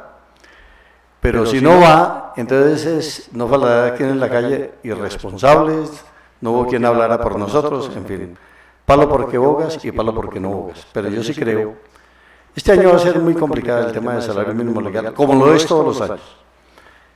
Más con la propuesta que hizo el Centro Democrático de un incremento extraordinario del salario mínimo legal, que había que salirle al paso a eso. Yo dije públicamente, bueno, pues si me he pasado 40 años de mi vida diciendo que el salario mínimo legal no es suficiente y alguien propone que lo subamos, ¿cómo me voy a oponer a él? Pero naturalmente que lo que se está planteando es una cuestión que no recoge realmente la esencia de querer mejorar el magro ingreso del salario mínimo legal. Y en esto, seamos sinceros, la posibilidad de un mejoramiento sustancial del salario mínimo legal no está tan a la vista, entre otras razones porque sí es cierto que hemos logrado que el salario mínimo real haya subido. Eso uno no lo puede desconocer, porque entonces sería también desconocer la validez de la lucha precisamente por mejorar los ingresos de la gente. Entonces, claro, a uno ahora lo comparan con Venezuela y dicen, bueno, con el salario mínimo en Venezuela se compra una paca de huevos o un kilo de papa. Y aprovecho esto para decir lo siguiente, los colombianos tenemos derecho a todo, menos a la xenofobia frente a los venezolanos. Hubo un momento en la bonanza petrolera en donde teníamos 7 millones de colombianos viviendo en Venezuela, haciendo remesas desde Venezuela, contribuyendo también al desarrollo de Venezuela. Era una época muy triste para nosotros porque los que íbamos por razones de trabajo distinto a desempeñar una labor remunerada, a estudios, en fin, entonces éramos los atracadores, éramos los ladrones, éramos los asaltantes, más o menos ahora como se quiere calificar a los hermanos venezolanos.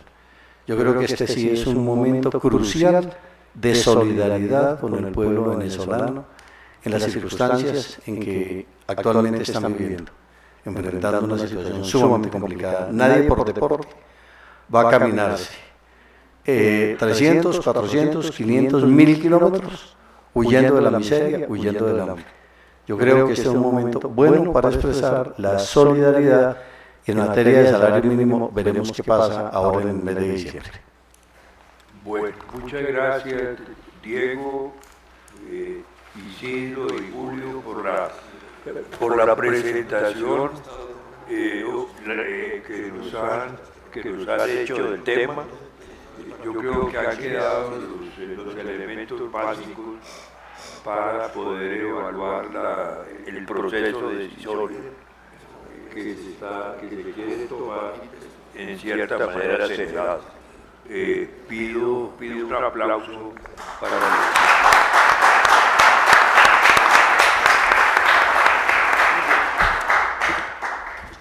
Muy bien, levantamos la sesión.